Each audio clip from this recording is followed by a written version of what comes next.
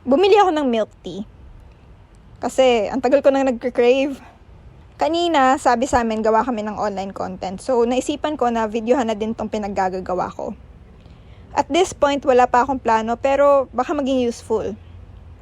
Mali pa nga spelling ng pangalan. Mamaya ko na inumin sa bahay, baka wala pa akong masakyan pa uwi tulad kahapon. Maulan pa naman kanina. Sarap. Worth it. Wait, magkano ulit? 110? Magkano kaya VAT? 11.79? Di na pala masarap. Isang sakay na yun ng tricycle Sakit naman. 110 pesos. Gatas, tsaa, boba pearl, sago, cup, straw, plastic, tissue, tax. Value-added tax, 11.79 pesos.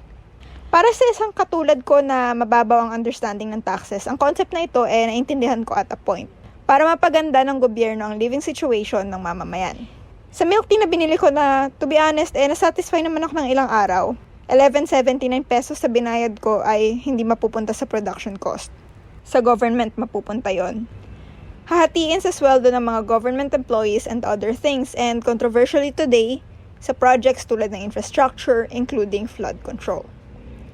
Nakapanlulu mo isipin na kahit gaano kakadahan-dahan sa ginagastos mo, mapupunta pa rin sa kamay ng mga masasamang loob yung pera na pinaghirapan mo o ng magulang at kamag-anak mo. Nag-aaral ng maayos with the hopes to serve the people one day, pero lahat ng gastusin mo may portion yung pamahalaan, tapos malalaman mo na ganun lang pala ginagamit. O sige, may quote-unquote selfish reasons tayo tulad ng gusto ko makabili ng maganda at mamahaling bag pagtanda ko na mabuhay ng komportable. But to live a luxurious lifestyle at the cost of the lives of millions of people, while these people fight the heat during long lines and sometimes of defective transportation or wade through the lepto-infested floodwaters just to make ends meet. Or say, stay in the long lines of cars during rush hours on the highways and roads that are littered with potholes.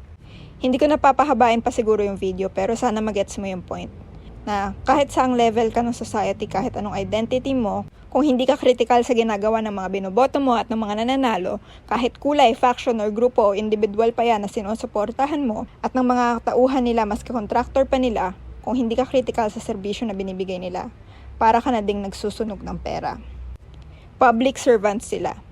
Hindi lang sila ordinaryong manggagawa. At ang mga pinipili din nilang tao tulad ng contractors ay pumapayag sa gampanin na magbigay ng serbisyo at produkto para sa Pilipino. Pinili nilang tanggapin ang trabaho. Kaya dapat ay gampanan din nila iyon ng may dangal.